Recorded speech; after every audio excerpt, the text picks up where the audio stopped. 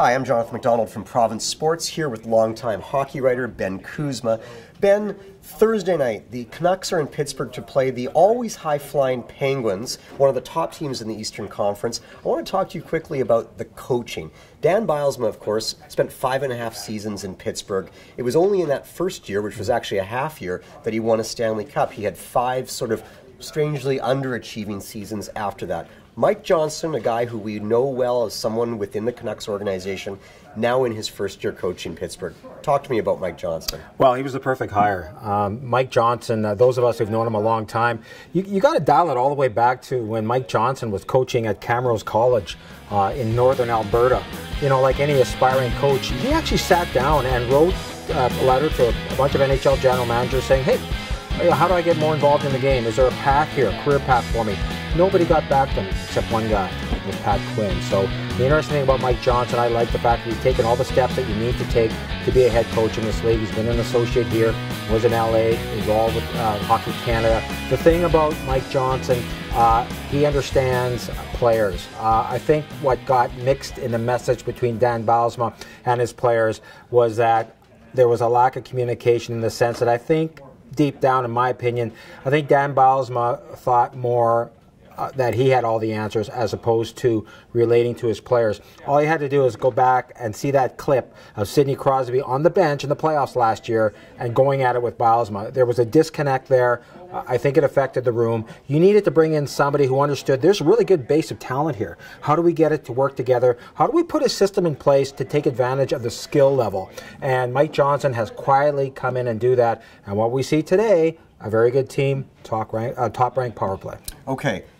Speaking of the power play, huge skills on the Pittsburgh Penguins, and of course they have the top-ranked power play in the NHL. Yet the superstar Sidney Crosby is not that happy, worried about the non-calls. This, of course, has been an issue that we here in Vancouver have been familiar with over the last few years, with a powerful team that whines about not getting the calls.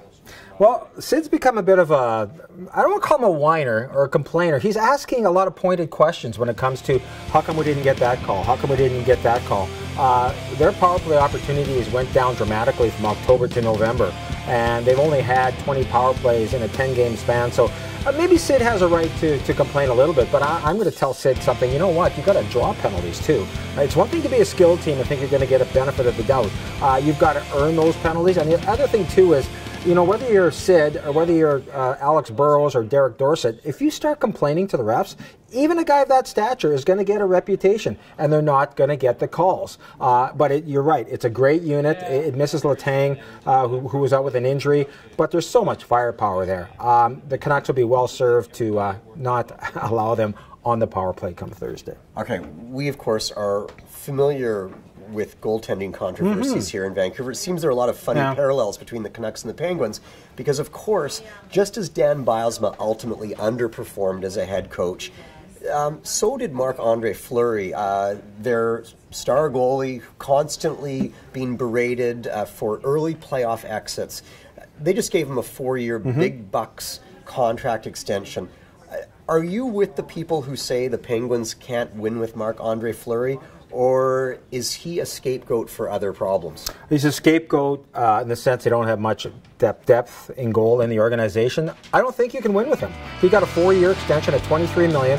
I've seen the good Marc-Andre and I've seen the bad Marc-Andre. And, you know, goalies they're cut from a different cloth. They're a little weird. I remember going to Pittsburgh last year. They practiced out in the boonies, and the Penguins had just left the ice, and I was hustling to get to the practice, but Marc-Andre wasn't talking to the media that day. But I'd come down a flight of stairs at the practice facility, went around the corner, poked my head in the room, and there was Marc-Andre being fitted for suits. So it was interesting to me on that day. He didn't have time for the Vancouver media in what was billed as a kind of a big game, but he had time to be fitted for his suits and take care of, you know, looking good, hoping that he'll play well. I thought that was a little bit of a quirk in his nature, and I'd keep an eye on that. I think that I'll go on the record. I don't think you can win with him. Okay, well, Ben, thanks for joining me today, and of course it'll be really interesting to see what happens between the Canucks and the Penguins on Thursday. Of course, read Jason Botchford at provincesports.com. He's in Pittsburgh. He'll be there with his full game coverage, and of course, the always popular Late Night Provies.